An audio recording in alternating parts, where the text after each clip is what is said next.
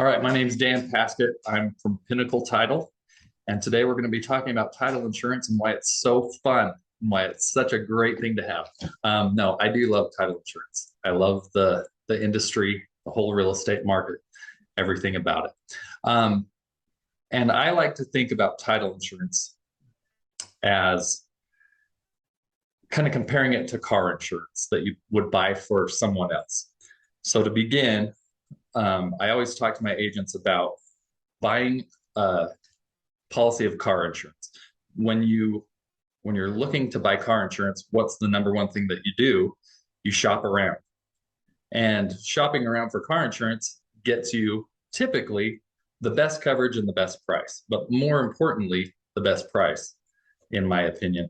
And so it's one of the things that when I was a real estate agent, I didn't totally understand was the fact that there is a difference in pricing quite drastically, but not a lot of difference in coverage. If you buy a title policy with company A, you get the same thing with company B as far as coverage and everything that's involved. But the big difference is price. So if you were buying an insurance policy for a vehicle, but that was for your neighbor, you would want to make sure that you just paid for the minimum, right? The basic policy. And it's kind of the same with title insurance, because every title insurance policy that you purchase within the state of Utah is for someone else. If you're buying the owner's policy as the seller, that policy covers the buyer, which is not for you. It's a cost to you, but it doesn't cover anything for you. And if you're getting a loan on a property that you're buying, that title policy that you're paying for there is the lender policy, which covers the lender, puts them in first position. It's a cost to you, but it's covering the lender. So you're always paying for somebody else's policy, is really kind of how I start thinking about it. So I always encourage all agents, shop title insurance, shop fees, make sure you know what you're getting and what you're paying for. And as an agent, if you help your buyer or seller to shop for those fees, you can really look like a rock star, because you've helped them potentially save hundreds of dollars, sometimes thousands of dollars, depending on, what the fees are at the different title companies. So with that being said, that's my little plug for Pinnacle, because we have low fees. And well, now we're gonna have to shop you now, right? I mean, exactly. I encourage it. I want every agent. I would love it if every agent shopped multiple title companies and handed a piece of paper to their buyer saying, "Here's all the costs, you choose," because ultimately, it is their choice. It's not your choice as an agent, although you can guide your people, and honestly, you should be guiding them to the right places, the right homes, helping them figure it out. But when it comes to title insurance, a policy is a policy. Customer service is a big part of title insurance and the closing experience, but ultimately you get what you pay for, and that's a title policy. So I'm going to digress from that for a little bit. And I wanted to talk to you about the title commitment, because one of the main things I run into is agents not totally understanding when we send the title commitment, what that really means, why we share that, what it's about. And so I'm going to go through one fairly briefly with you to just make sure that you understand what we're talking about. So with Pinnacle's title policy, our title commitment, we start out, I send you a PDF, and that is what I'm sharing on my screen right here. Ours starts out with a big warning about wire fraud. As everyone's aware, wire fraud is a thing. And so we always encourage buyers, and sometimes if sellers have to send in money, make sure you verify those. We say always telephone our office with verification. So that's kind of one thing. And do you make those phone calls, Dan? Are you verifying? Are you calling out, or are you expecting the client to call you in, like if you needed some type of wire transfer or something? So typically this would be on a buyer's transaction. If they're wiring funds into us, then we want them to call our offices and verify especially because if they get an email with wire instructions, which is this next page, that's an example of wire instructions that a buyer would receive. A lot of times they'll get that through email, and we just really encourage you to call the number, like Google our number, and make sure that it's the same number that you see right here on this wire instruction, because the worst thing that can happen is for, especially like a cash buyer, they're buying a house, they're paying $400,000-$500,000. They have to wire those funds in order for them to be good funds. They here, I'll give you an example. I had an agent sitting, an agent and a buyer sitting at my closing table, and I said, okay, you've signed all your documents. Here's my wiring instructions. Wire your, it was 178,000. So that might date me a little bit, but, I said, here, wire your 178,000 to this account. And the buyer said, oh, I've already done that. And I said, okay, well, I don't remember seeing that in my file. Let me go double check. And I went back to my file. I went to my bank. I did not have his $178,000. Turns out he received an email from, quote unquote, his agent. It was a masked email, but it was from his agent. And it said, hi, the title company's ready. Here are the wiring instructions. Send your funds. And he sent those funds, and they ended up going to a Wells Fargo in San Francisco, I believe. It was either San Francisco or San Diego. And at closing, I said, I don't have those. And what are the wiring instructions? We looked at his versus what I have, different banks. And what had happened is when you have some of those bigger accounts like Gmail, Hotmail, any of those wide accounts, they're hacked and they're watched regularly by someone who's smarter than me overseas. Yeah, they're picking up on keywords, right, for real estate and different things like that. Yep, wiring. And so luckily for this guy, in this example, he ended up getting his funds back because the bank that received it marked it as fraud, just as a precautionary thing. Anyway, he got his funds back. But if he would have called our office, verified those wiring instructions prior to sending his wire, could have avoided that. I do know of some transactions, not at our title company, but at other title companies around, where the borrower or the buyer or whoever has wired funds and they did not get them back. Hundreds of thousands of dollars are lost because people don't verify their wiring instructions. So another encouraging thing for each one of us to do is, if you ever are asked to wire funds, please make sure that you know where they're going and you've verified that. So that's why those first 2 pages in RPR, we always send those along with the title commitment. And when I say title commitment or PR, same thing. We, in Utah, I don't know how this is in other states, but we use the terms preliminary report or title commitment almost interchangeably. So that's what we're looking at here. So as an agent, if you're looking at this title commitment, you see the wiring instructions down here. You'll see your buyer's name, Brandon and Betty Buyer. Nice. And then, sorry, I'm scrolling accidentally. So that's their wiring instructions. The next page is the commitment for title insurance. This is where it all begins. You should see the listing agent name, the selling agent name, and then anybody who's involved with the transaction. If there's a mortgage broker, a transaction coordinator, whoever ordered it, just kind of verify that that's true, because that's the information straight from our system. If we don't have your information in there correctly, we need to know that. Larry Lister, Angie Agent, they're working on this one together for Brandon Buyer and Sarah Seller. And this is a property in Providence, Utah. So I'll hit kind of the highlights and things to watch out for. I'm not going to read every line of this by any means, but this is our commitment saying that we plan to insure this transaction. The next page, this is from the underwriter that we're writing this on. Now, with title insurance, it's almost like your title company is an insurance broker of sorts, because we can shop the different underwriters. And what we do is we try to give you the best price based off of your transaction.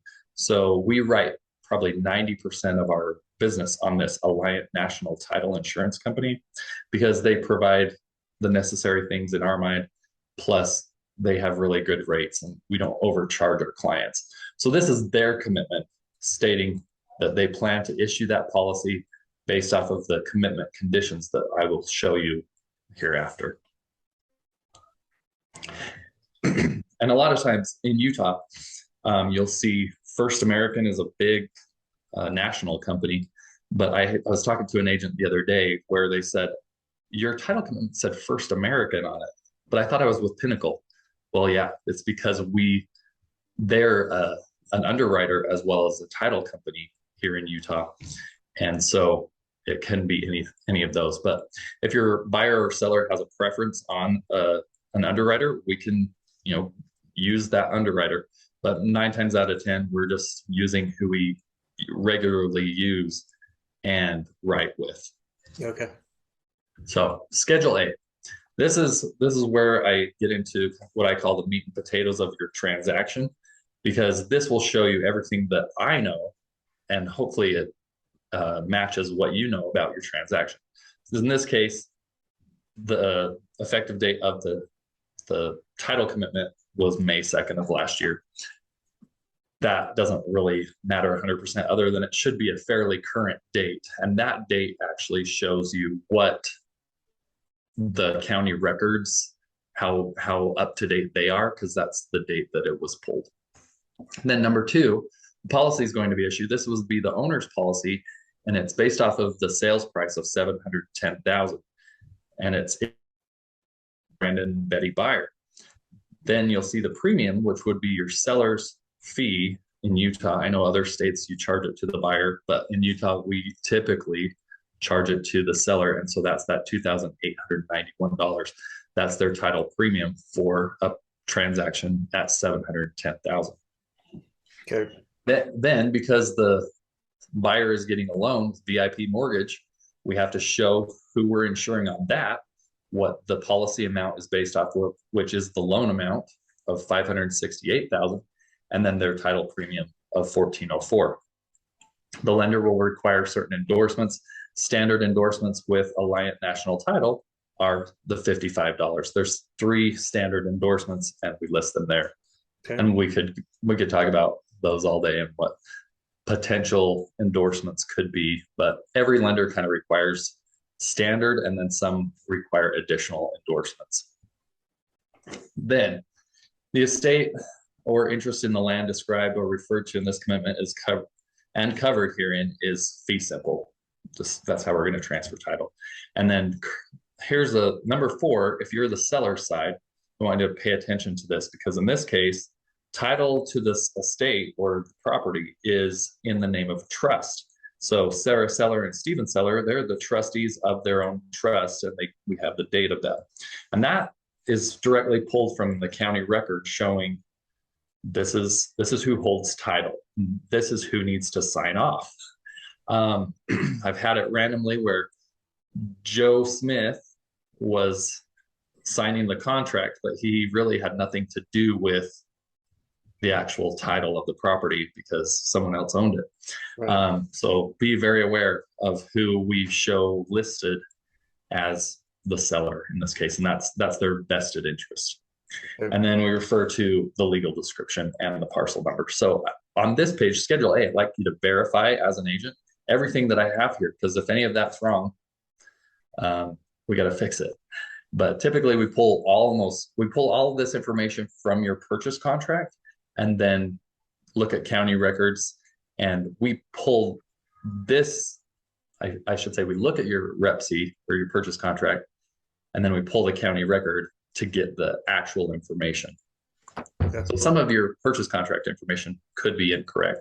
This right here on Schedule A should be the exact perfect information. Agents don't ever make any mistakes. It can't be incorrect. Yeah. I mean, I'm sure your agents don't. That's right. That's right. And then we have, the property address. Sometimes you'll see the address here a little bit different than, say, the postal address. What we put here is the county address. And sometimes it's a little bit different. Like if 400 East had a street name, that the post office recognized, that could be the only discrepancy. But ultimately, in Utah, we're a grid coordinate, so it should be right there and understandable. And it's almost interchangeable if it was, say, Walker Street. Right. Then down below, you have your favorite escrow officer's information, licensing, all of that, title company information, just to verify. And yes, it matters where you close. Okay, next page. This one is kind of the requirements of our insurance. So before we can write a policy, these are things that would have to happen. So we show covered risks, we show payment for the property. Down below at the very bottom, you'll see kind of the highlighted things. These are the things that have to happen before we can issue a policy. A copy of the trust. So if you're the seller side, we need you to let your seller know, or we're going to reach out to them and get from them a copy of their trust document that would show who the trustees of the trust are, the date of the trust, just to verify that we have the right people. A lot of times with trusts, they've been in place for years and the original trustees are dead. So then, we need a couple more things. So that's a verification thing on our side, but we will be reaching out to your seller for those things. And so it's always a good idea to let your seller know, hey, the title company will be reaching out to you for a copy of your trust. Because what has happened to me in the past is I call the seller and I'm like, hey, this is Dan, I'm for Pinnacle Title. I need a copy of your trust to work this transaction. And they're like, why would you ever need a copy of my trust? That's personal information. Right.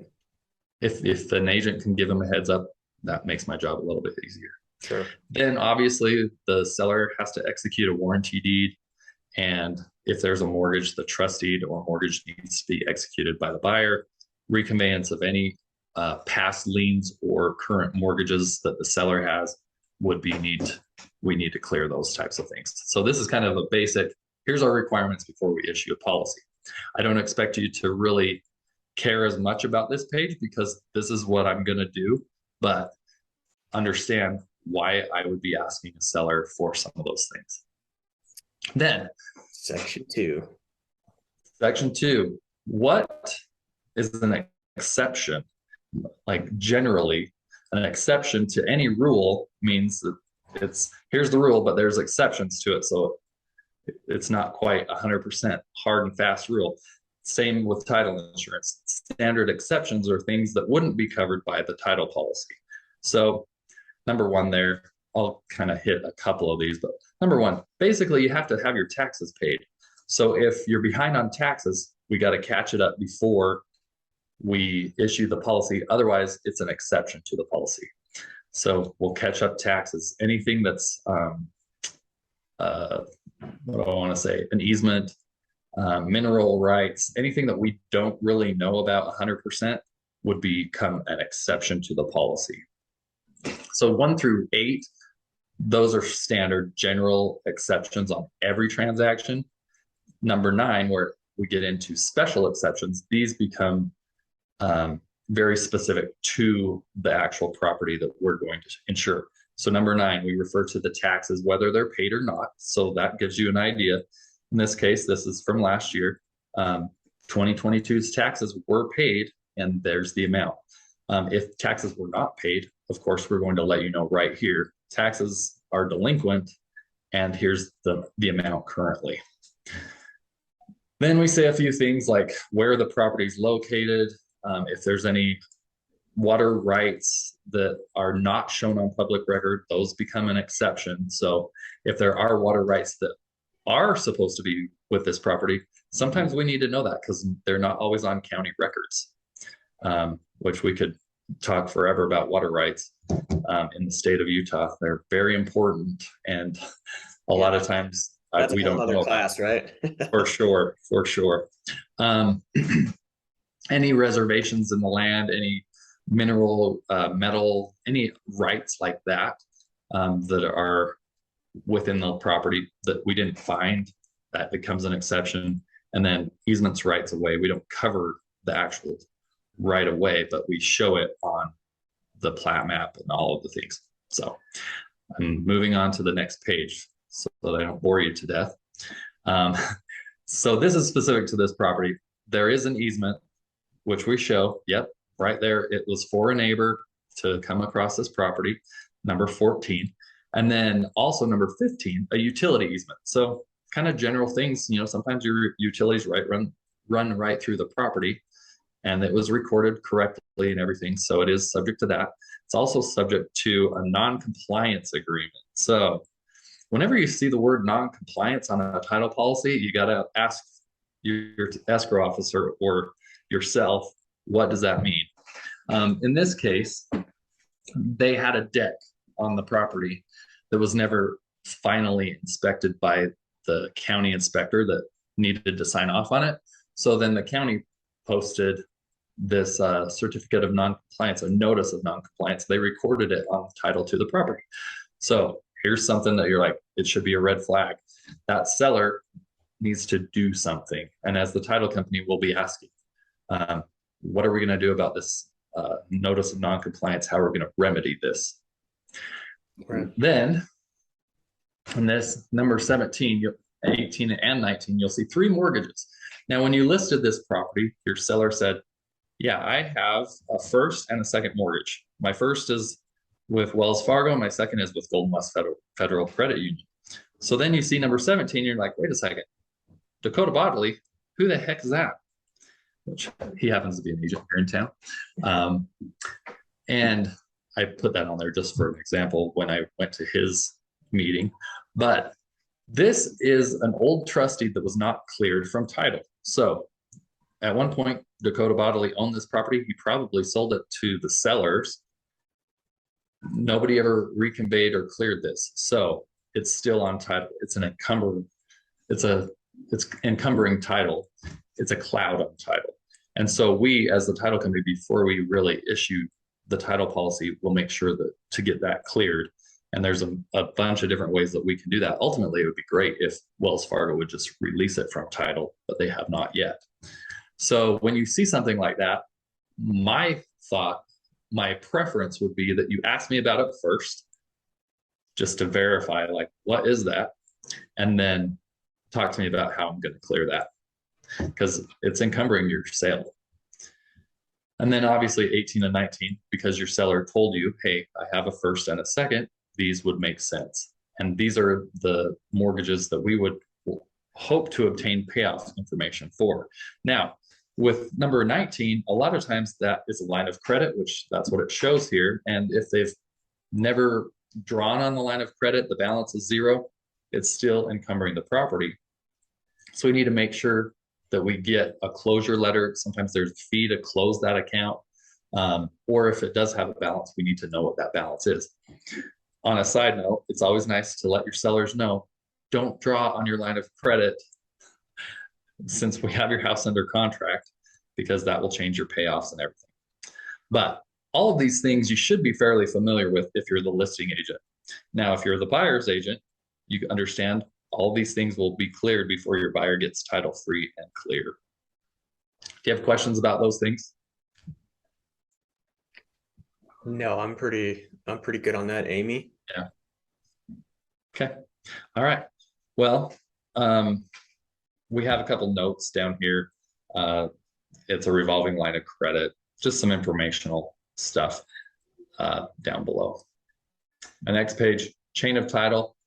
In this case, there was nothing recorded in the last 2 years. We always go 24 months back, show you what's been recorded in the last 24 months. And then the last thing to note is right there where it says note, the names on Schedule A have been checked for civil judgments, tax liens, tax judgments, federal tax liens, and if any were found, we would show them to you up in Schedule B. So if your seller happened to have like a federal tax lien, which we run across quite often, if someone hasn't paid their taxes, the feds file that. Those would show up, and we have to get those cleared on the seller side. We have to pay them through closing. Even if they're $100,000, your seller may be paying for those. So just kind of, that was the bulk of what I would love agents to look at with regard to the title commitment. And then of course we give you our title privacy policy. We don't share your personal information at the seller or buyer's personal information with anybody else. We keep everything confidential. And then we also give you the privacy policy for the actual underwriter. So just kind of safeguarding all of us. Okay. Then last page on our title commitment is the legal description for the property. This one's fairly long. I don't expect you to know anything about that legal description, but that is what the legal description entails. Okay. So that is our Can you- brief Can you PR. But now go back through to Schedule B, standard exceptions. Are you able to Yes. delete those? Are we able to pay to get those deleted? No. So standard exceptions, they always are listed and they will be omitted from the final title policy as long as everything is good, right? So Okay. you'll see above special exceptions down there, you'll see standard exceptions 1 through 8 will be omitted on extended coverage loan policy and on a homeowner's policy. They're omitted like 99% of the time. But if we find something that's hidden, for example, we would have to disclose that in special exceptions. So Makes sense. it's one of those kind of insurance things where you have to disclose, over disclose, and then omit it on the final policy. Okay. So then one of the things when I was an agent, I was like, I just assumed that this meant title was insured. But really what happens is that title policy is issued once we close the transaction. Once we settle, record, do everything as far as closure, then we issue the title policy. And that's when your buyer would get a copy of the owner's policy that we issue in their name. The lender gets a copy of the policy that was issued in their name. And that's when it's actually issued. Okay. So cool. Yeah, a little bit. That's probably a lot of information, and every title company shows their title commitment, a little bit different, but overall it's about the same. Right. You'll see the schedules A and B, the special exceptions, what you need to pay attention to. And I like to make sure that if we're back, I want to go back to the water right thing. I've had a couple transactions where there was no water right number, state water right number listed on the contract, like the purchase contract. And so then there was nothing listed on title, like on the county record. So my PR referred to no water rights or anything like that. Mm-hmm. And at closing, my buyer's agent was like, oh, well, yeah, there's a well, but I don't think they have water rights.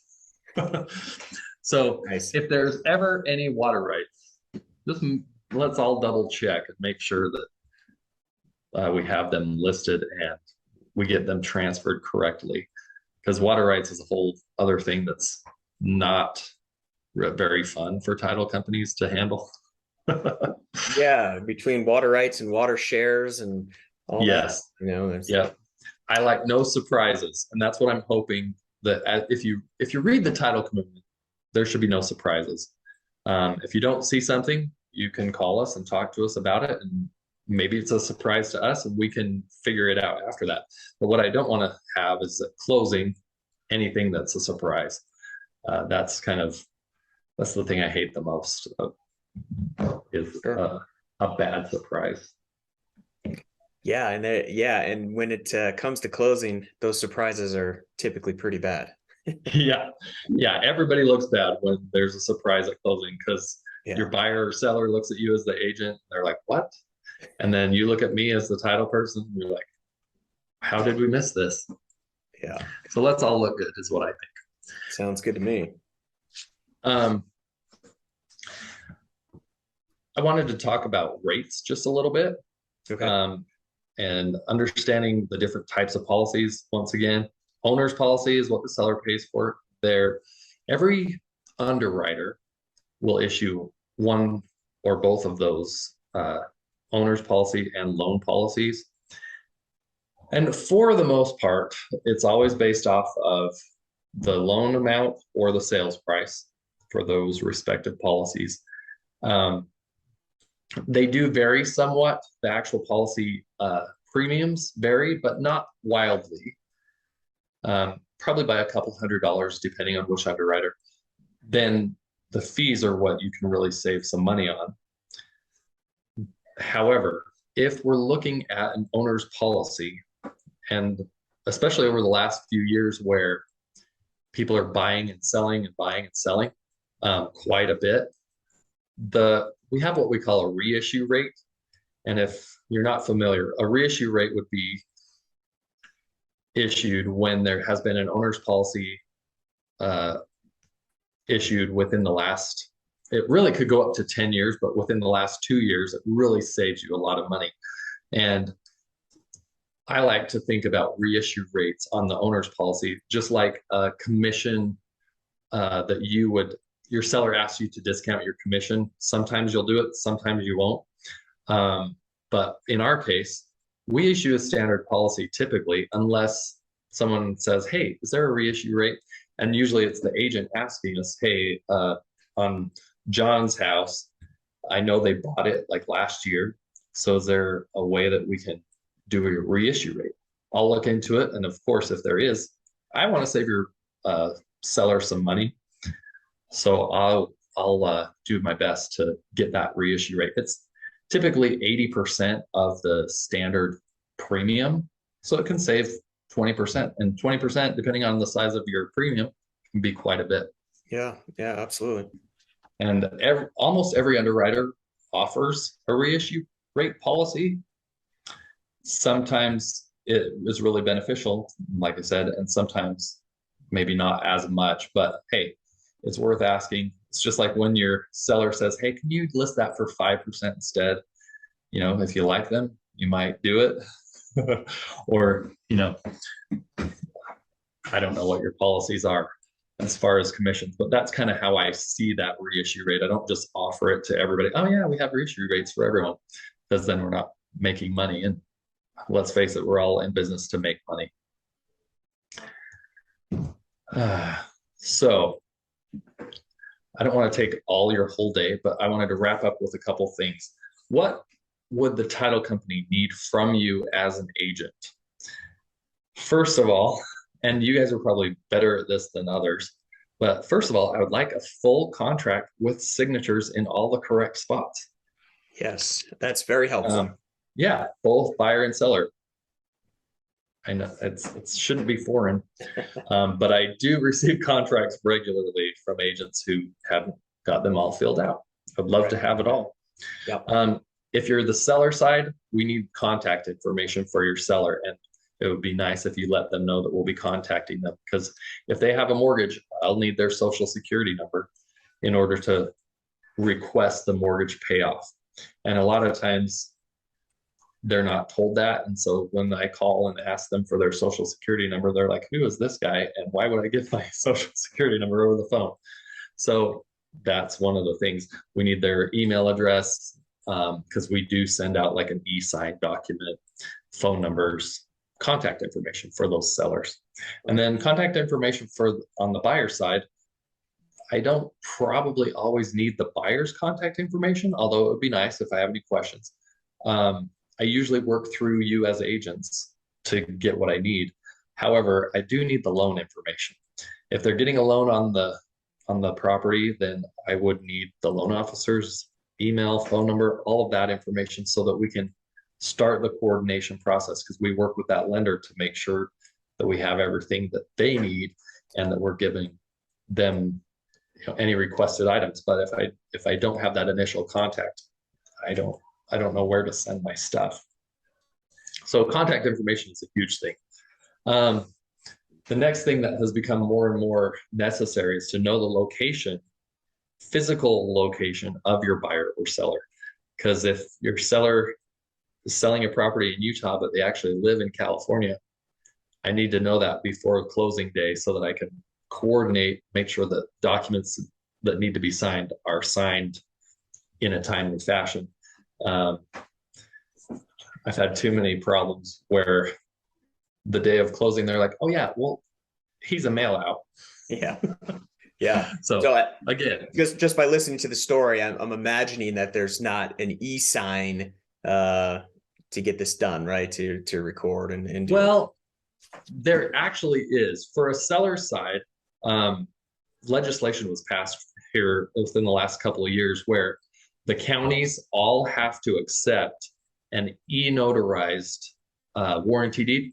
Like any documents that need to be recorded can be e-signed with a notary, because of the whole 20th 21st century thing.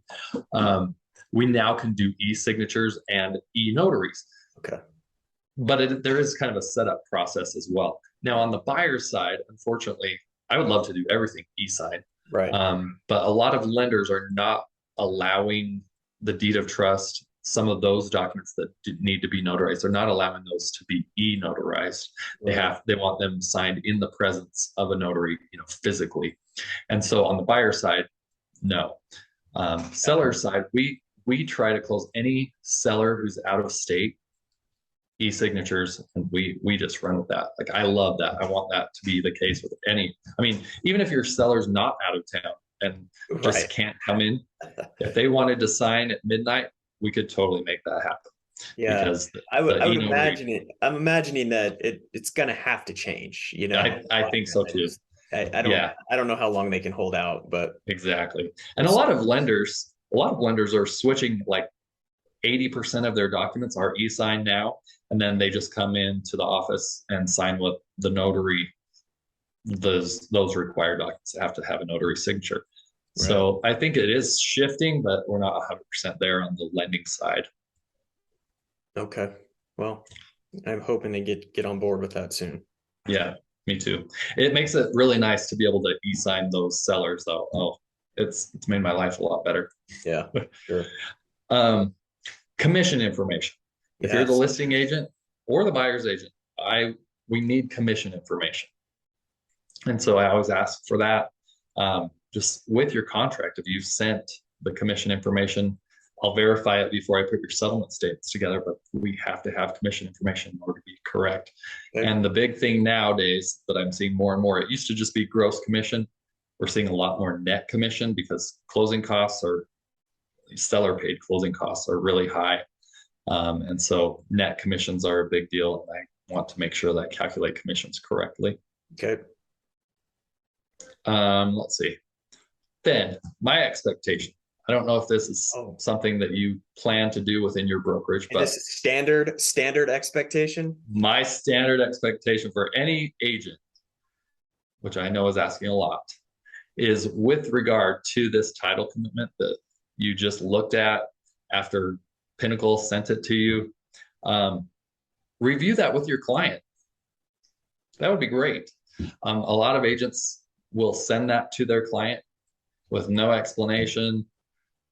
They don't understand it, so they just forward it to their buyer or seller and say, if you have questions, call the title company, which that's fine. We can totally answer questions. Right. However, it makes you as the agent look really good if you understand what's on there, point out a couple things, and then if they have questions, get with us. But overall, like, it's your transaction too. You need to be able to understand. So if you went over that with your client, I would love it. I would love that. Way ahead of the game, right? Yeah. Which I'm sure you do. Like, present company excluded is what I want to say on that. Oh, I appreciate that, Dan. That's typically what my brief title exposure presentation is. Do you have any questions or things that you would like me to address while I'm here? Amy, do you have any specific questions on this? I don't. I think it's great, though, that we went through it like this. Oh, good. Yeah. Good. I know that sometimes it can be kind of boring and you're like, well, that's not even like really my job. My job is to sell this house. But broad knowledge will just help you be a better agent. Absolutely. It's the boring stuff is what gets overlooked, right? Exactly. And that's where the problems come up. So exactly. No, I think it's great. I do have something a little off topic. I just wanted to kind of get you to weigh in on and get some thoughts. Would be on the earnest money, delivery of earnest money, and your take and thoughts on on the brokerage holding the money compared to the title company holding the money, and your take. Okay. For my transactions, I don't really care. But what I need to know is, where is it? Utah, we typically have the brokerages hold the earnest money, and that's what your purchase contract says as a standard thing right there. The first section, Right. Is that the brokerage will be holding the earnest money. However, a lot of brokerages just have decided we don't want to have that trust account. We don't want to be responsible for that. And so you create the addendum and put your earnest money with the title company. I prefer that, honestly, because then I know where the money is. Right. And at closing, once again, there's no surprises. I always try to verify where the earnest money is held. I want the receipt. I want to show that prior to creating any settlement statements or anything like that. But in the end, it doesn't matter as long as I know where it is and can verify it. Right. I like it with the title company just because then it's all in one spot. When a lot of times agents don't understand, if the brokerage is holding the earnest money, when I write their commission check, I deduct the earnest money. Right. Well, let's say your earnest money was $40,000 and your commission is 20. I'm going to need a check from the brokerage. And a lot of I almost said basic agents, but a lot of newer agents maybe don't understand that process. And so when I'm calling them, asking them for a check for a lot of money from their brokerage, they don't understand. So if I have all the earnest money, it makes it a lot simpler. Yeah. And so I would imagine in the event that, a contract is terminated, you having all the earnest money, you need both signatures, right, from buyer and seller to be able to release that earnest money. Yeah. When in fact, held at the brokerage, they don't. Right.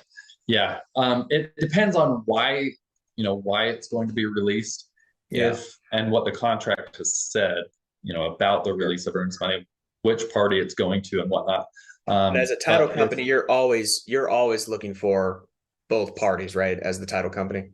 I would say 90% of the time, but we do refer to the contract. Like, for example, if your contract says that after a given date, the earnest money will be released to the seller, right?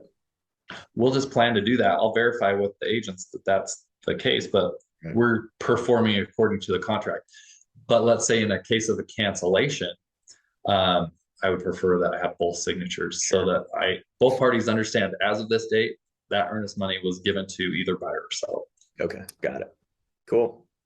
That was my question there. Yeah. I definitely lean towards the title company. Yeah, holding on to it just makes sense to me. But I agree. It's just like your funds to close. Like, if they're all in one spot, it's a lot easier. Plus, I'm a control freak. I want to be in charge.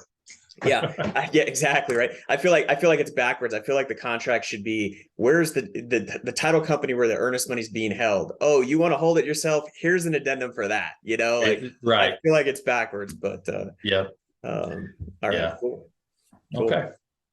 Well, thanks, Dan. Oh yeah, I appreciate you letting me work with you guys and presenting here. I think the information that I gave was hopefully beneficial and helps you understand things a little bit better in the long run. But if you guys ever need anything, give me a call, shoot me an email. I respond fairly quickly, and I'll help you in any way that I can. So thank you. Appreciate it. You bet.